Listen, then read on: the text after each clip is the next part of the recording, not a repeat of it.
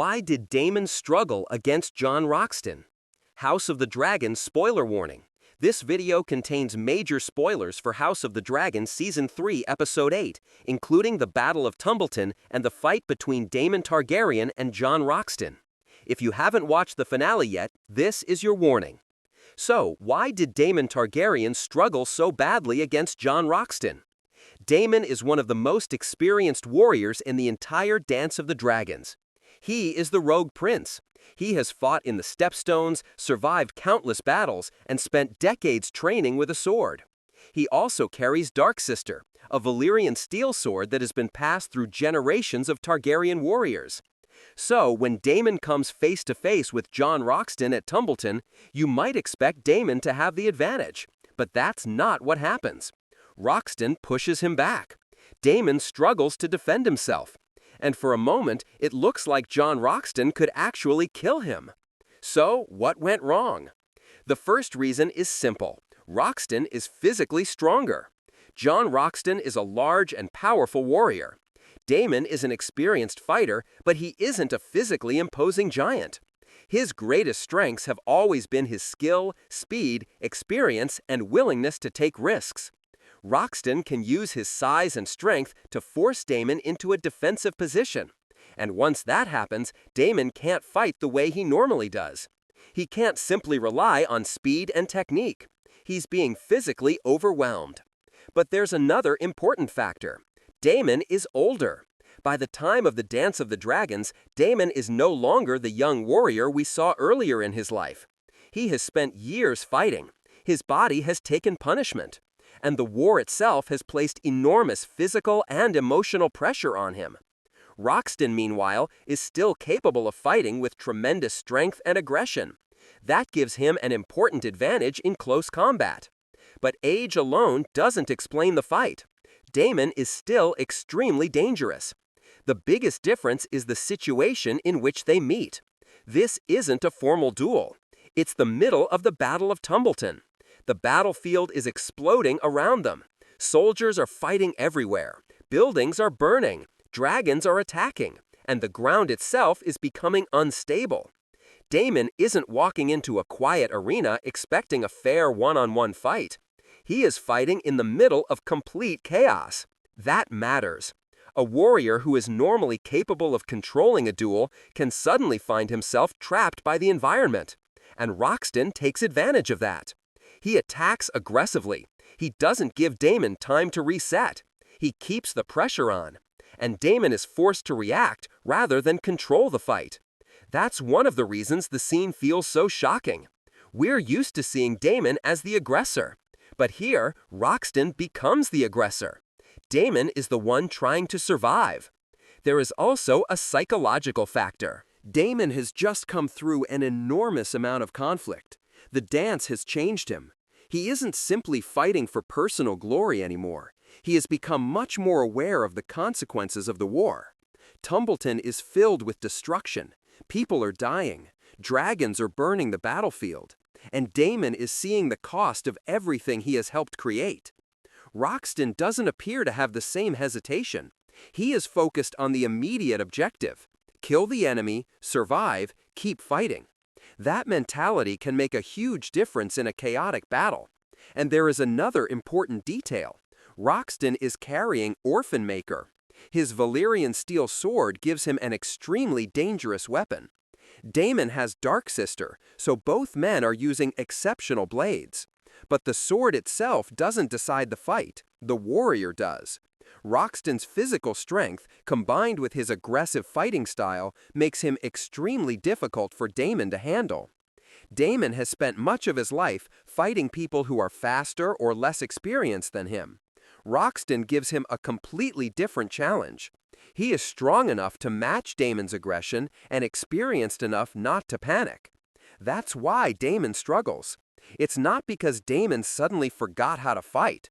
It's because he has finally encountered an opponent whose strengths directly challenge his own. Daemon's advantage is experience. Roxton's advantage is physical power.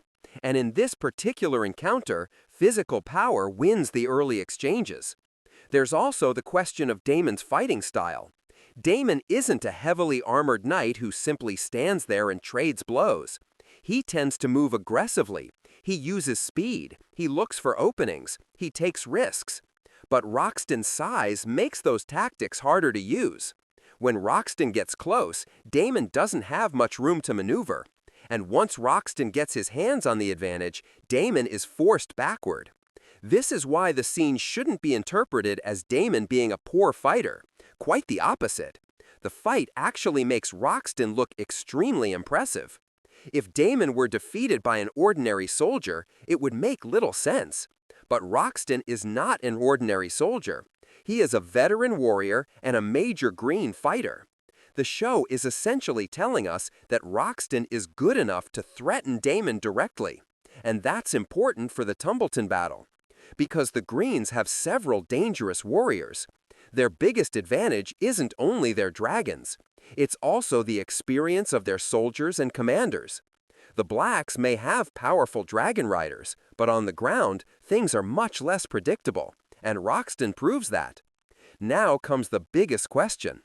If Roxton was beating Daemon, why didn't he kill him? Because the battlefield intervened. Silverwing's dragonfire causes massive destruction around them. The structure where the two men are fighting begins to collapse. The ground gives way, and the two warriors are separated. That interruption is what saves Daemon. Roxton doesn't get a chance to deliver the final blow. So technically, Roxton doesn't defeat Daemon. The fight ends without a confirmed winner. But Roxton absolutely had the advantage. And that distinction is important. Daemon survives, but he doesn't walk away because he defeated Roxton. He survives because the environment changes the situation. This is actually a recurring theme in the Dance of the Dragons. Characters often believe that skill and planning will determine the outcome. But dragons in chaos constantly change the rules. A battle can be decided in seconds. A commander can die because of one unexpected attack. And a warrior who is winning a duel can suddenly find the ground collapsing beneath him. That's exactly what happens to Daemon and Roxton. And it leaves viewers with an interesting question. What would have happened if the overpass had stayed intact? Would Daemon have eventually adapted? Could his experience have allowed him to reverse the fight? Or would Roxton have killed him? There is no definitive answer. But based on what we see, Roxton was very close to winning. And that tells us something important about Daemon. He is one of the best warriors in Westeros, but he isn't unbeatable. His reputation doesn't make him invincible. He can be outmatched, he can be injured, and he can be put in a situation where his normal advantages don't work. That's exactly what Jon Roxton does. He forces Daemon into a fight where experience isn't enough. Daemon needs space. Roxton takes that space away. Daemon needs speed. Roxton uses his strength to slow him down. Daemon needs an opening. Roxton keeps attacking. And that's why Daemon struggles. It's not one single mistake. It's a combination of physical disadvantage, age, battlefield conditions, and Roxton's own ability as a fighter. And perhaps the most important lesson is that Daemon is fighting at the wrong time and in the wrong place. If this were a controlled duel with time to prepare, Daemon might have a completely different chance. But Tumbleton isn't controlled, it's chaos. And Roxton thrives in that kind of environment. He doesn't need a perfect plan. He simply needs an opening, and when Daemon gives him one, Roxton takes it. So, why did Daemon struggle against Jon Roxton? Because Roxton had several advantages that directly challenged Daemon. He was physically stronger. He was aggressive. He was experienced. He had a Valyrian steel sword. And most importantly, he caught Daemon in the middle of an incredibly chaotic battlefield.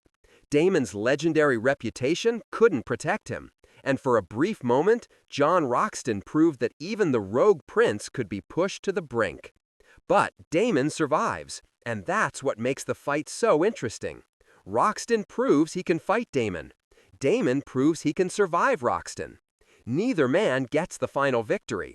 The battlefield decides their fate. And that may be the perfect representation of the Dance of the Dragons, a war where even the strongest warriors cannot control what happens next. So what do you think? Was Jon Roxton genuinely a better fighter than Daemon? Or did Roxton simply have the perfect physical advantage against him? And if the battlefield hadn't collapsed, do you think Daemon would have eventually turned the fight around? Let me know your thoughts in the comments. If you enjoyed this House of the Dragon breakdown, make sure to like the video, subscribe to the channel, and turn on notifications for more Season 3 spoilers, character explanations, battle breakdowns, and theories. The Dance of the Dragons is far from over.